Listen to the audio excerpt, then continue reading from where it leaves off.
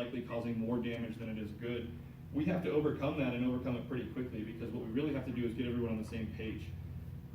Over 1 million people voted for Walker Stapleton as a Republican candidate. About 1.3 million people voted for Jared Polis for governor. About 1.4 million people didn't vote at all. Why? Everyone has their own reasons. My assertion of it, I think that the money Jared Polis spent in this election, and not just this election, let's go back 16 years to when the blueprint started, when he and Pat Stryker and Tim Gill and Rut Bridges started dumping millions of dollars a year to change the political structure of Colorado.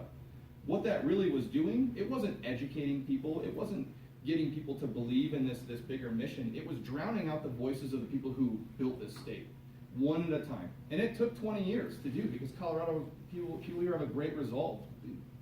We know what this state stands for. We know that, I mean, I'm a perfect example of this. I grew up in New York. I grew up in a place where the taxes are high and people have very little personal freedom in their own life. It took me 9 months and like $400 worth of my own money to get a concealed carry permit in the state of New York. No other state will even reciprocate that right. I moved to Colorado. It cost me $30 and a 2-hour time frame. It's a much more free state. So what they've done is they've drowned that out. They've pushed us down. They make us feel like we don't matter anymore. So the fact that more people didn't vote than the people who went out and voted for this governor tells us a lot. It tells us that he's done a lot to destroy our will to move forward. He's drowned out the grassroots.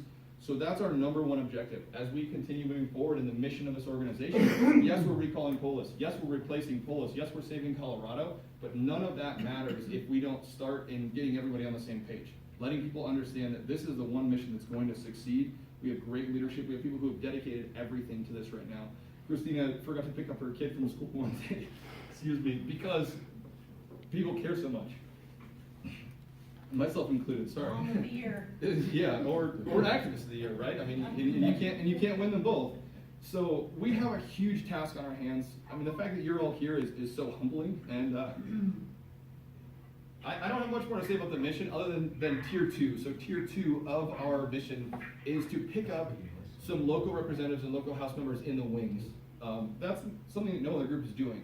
What they're doing is trying to produce silos. That's how the Republican Party has worked for years. We are going to do this, we're going to do that, screw those guys, these guys don't know what they're doing, we're the official group. When you have 30 different silos and no communications, it costs you probably 4 times the amount of money. A lot of people walk away because there's too many personalities involved, and we could probably all name somebody in Colorado politics right now that we cannot stand. Very easily, probably, and that number grows by the day.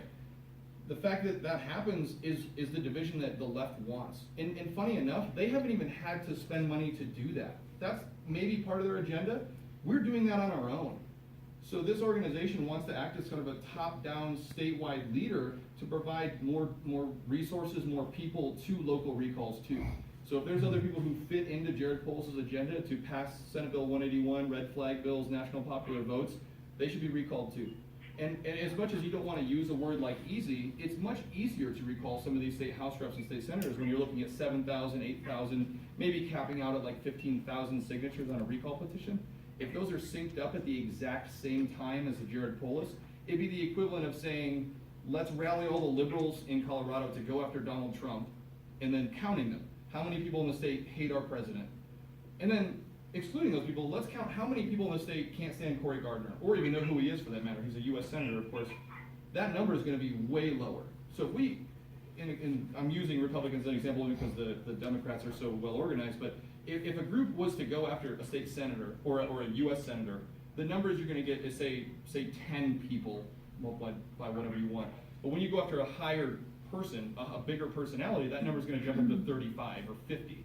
So some people may not know who Kerry Donovan or who's the guy we're going after in Colorado Springs? Why am I forgetting this? Lee is such a short name. You know, people may not know who that is. There's a lot of people who probably don't even know he's a representative, but they know who Jared Polis is.